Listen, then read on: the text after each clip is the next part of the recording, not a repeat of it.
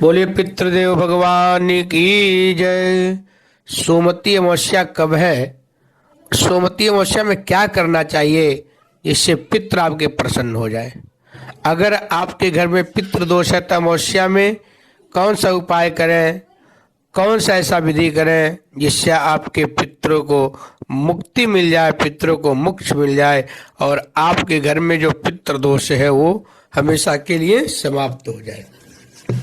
साथ ही जानेंगे सोमवती अमावस्या इस पर कब है और साथ ही जानेंगे सोमवती अमावस्या किस दिन करना है और सोमवती अमावस्या के दिन आप लोग कब गंगा स्नान करें और किस तरह से गंगा स्नान करें जिससे आप लोग भी भगवत आशीर्वाद प्राप्त कर लें, पितरों का आशीर्वाद प्राप्त कर लें।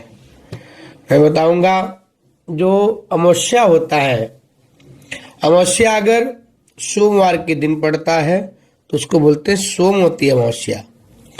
अमावस्या अगर मंगलवार के दिन पड़ता है तो उसको बोलते हैं भौमवती अमावस्या।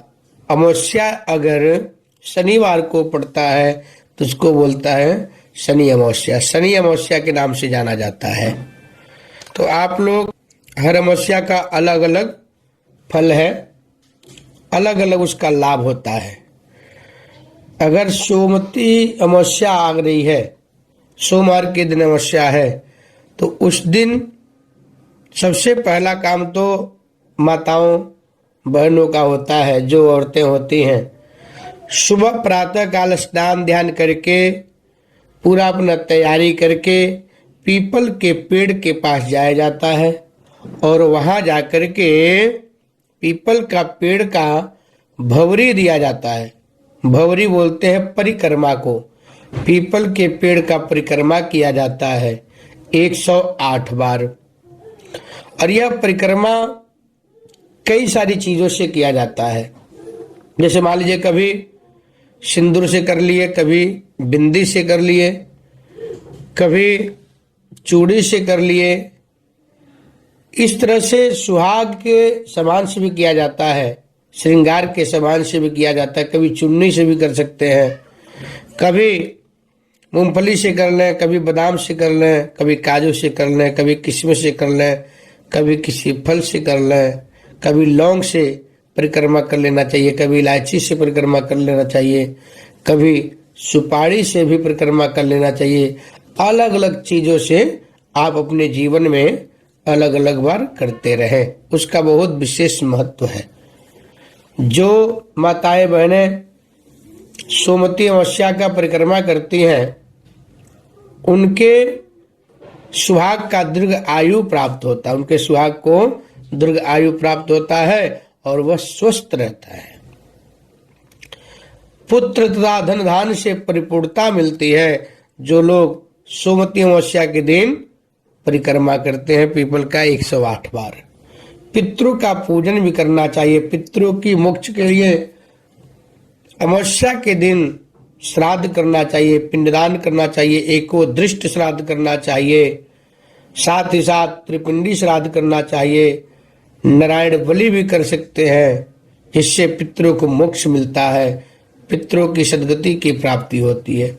जब कोई हमारे बड़े बूढ़े तो पूर्वजों को मुक्ति के लिए पिंडदान कर सकते हैं।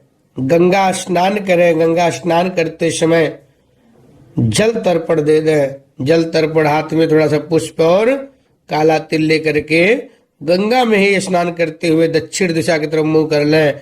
अंजलि में जल लेकर के अपने पितरों का, परदादाजी का, दादाजी का, और अगर पिताजी ने पिता का, परदादी, दादी जी, अगर माता नहीं है माता, नाना, नानी, मामा, मामी, मतलब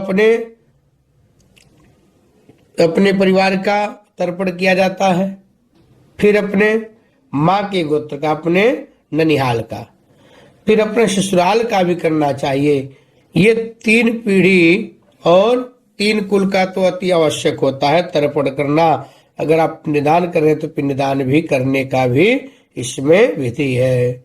शास्त्र ने अनुमति दे दिया है, आप तीनों कुल का पिंडदान कर सकते हैं।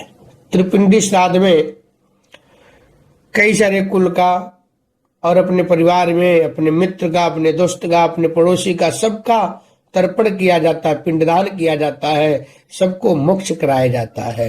कहीं से भी कोई बचना नहीं चाहिए, सबका पिंडदान और तर्पण होता है त्रिपिंडी श्राद्ध में। और वैसे भी जब श्राद्ध में तर्पण किया जाता है तो उसमें भी विधान है, अपने परिवार का, अपने ननिहाल का, अपने ससुराल का, अपने दोस्त का, अपने मित्र का, अपने पड़ोसी का, कोई जानने वाला हो मर गया है तो उसका तर्पण करना चाहिए। सब विधि है शास्त्रों में, इस प्रकार से होता है। और आप जैसे गंगा में नहा रहे हैं तो उसमें तर्पण दे रहे हैं, फिर उसके बाद दीप दान कर दें, दीप जला करके उसमें गंगा में प्रवाहित कर दें, उसमें पुष्प छोड़कर कुछ गायों को भोजन करा दे, कुछ साधु संतों को, ब्राह्मणों को भोजन कराना चाहिए अमावस्या के दिन। अगर आप लोग गंगा जी नहीं जा पा रहे हैं तो घर में ही नहाने वाले पानी में गंगा जल डाल लें, काला तिल डाल कर नहाए और एक मंत्र बोल दें, बोलिए ओ गंगा मैया की जय, गंगे च यमुने चैव गोदावरी सरस्वती नर्मदे सिंधु कावेरी जलेस्मिनीं सन्निधिं कुरु। गंगा मां का आवाहन करके स्नान कर लें और बोलना चाहिए, गंगा बड़ी गोदावरी तीरथ राज प्रयाग, सबसे बड़ी अयोध्या नगरी जहां राम जी लिए अवतार। ये सब मंत्र बोल करके स्नान करना चाहिए। फिर स्नान करने के बाद पितरों का तर्पण कर ले। पितरों के लिए भगवान नारायण से, माता गायत्री से मोक्ष की कामना करना चाहिए।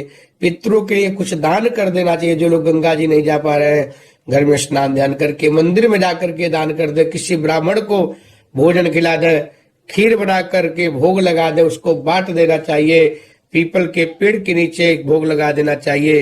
ये सब उपाय करने से आपके पितृ मोक्ष को प्राप्त करेंगे और आपके ऊपर अपना पूरा आशीर्वाद देंगे। आप लोग भी अपने जीवन में बड़े से बड़े बाधाओं से मुक्त हो जाएंगे और पितरों के आशीर्वाद से सुख समृद्धि के साथ जीवन व्यापन करेंगे। बोले पितृदेव भगवान की जय।